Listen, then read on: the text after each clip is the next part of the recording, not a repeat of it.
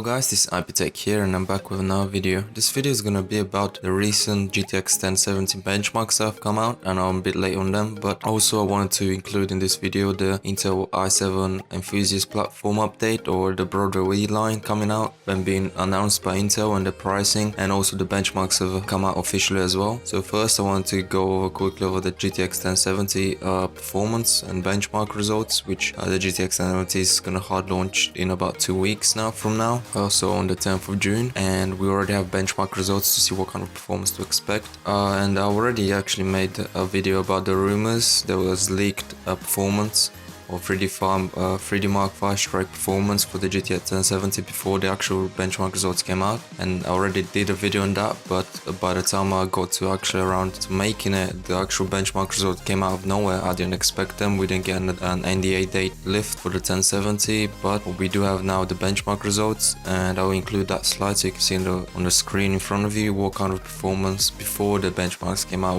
we were expecting, at least me. 3D Mark V strike, which isn't very reliable, but it looks like it's about pretty similar. It gave a pretty good indication, because from the benchmark results, the 1070 is actually pretty much faster than the 980 Ti and Titan X reference cards in pretty much every benchmark results that I've seen. At least I'll leave some in there so you can see for yourselves. And in terms of thermals, it's a bit cooler than the 1080, and the overclock's close to the 1080, about 2000 GHz, slightly less. It looks overall like a good card at $379, but $450 Founders Edition, I don't think it's worth it still. But what I wanted to cover more importantly is the Intel Broadwell-E announcement, which took me by surprise. I mean, the slides were leaked before the announcement, which showed pretty ridiculous pricing, especially for the 6950X 10-core 12-thread CPU at $1,723, and looks like it's actually legitimate, and that is the price for the 6950X. But that's apparently the bulk price, meaning that when you buy 1,000 of those chips, it's gonna cost that. So if you buy a single one for yourselves, then it's probably gonna cost up to $1,800 probably. So very ridiculous pricing in my opinion. And also the 6900K, which is gonna be the replacement of the 5960X, the current flagship Intel processor, the 8-core 16-thread one, was also more than $1,000, the $1,089.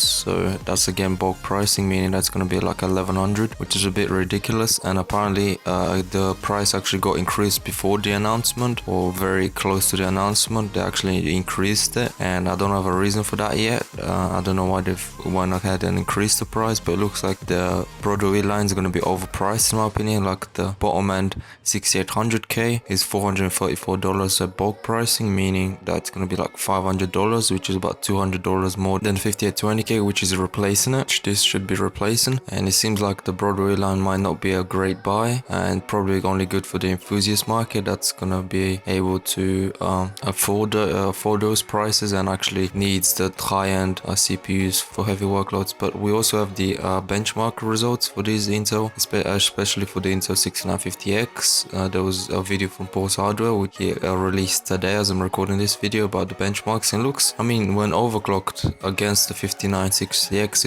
it's significantly better, but again, I don't think it's worth buying, because the performance increase you get from the 5860X is not worth the extra $800 that you're paying. And probably the 6900K is not going to be that much faster than the 5960X, and it will be more expensive. So at the moment, with these pricings, the Broadwell platform is not worth buying in my opinion, and you should just skip it until maybe the pricings come down. This is going to be it for the video. I also want to just include quickly that we also got the add-in board partner designs for the GTX 1080 from all the add-in board partners like MSI, EVGA, Gigabyte and Asus, and all the designs look pretty cool. They seems to have gone with the LED design, and especially EVGA's have overhauled their design quite a lot with silver accents for the ACX 3.0 cooler and LEDs. So they have two lines of cards. They have more expensive for the Win edition and the standard superclocked edition, which the superclocked edition is going to have the reference PCB, and for the Win one's gonna have a custom PCB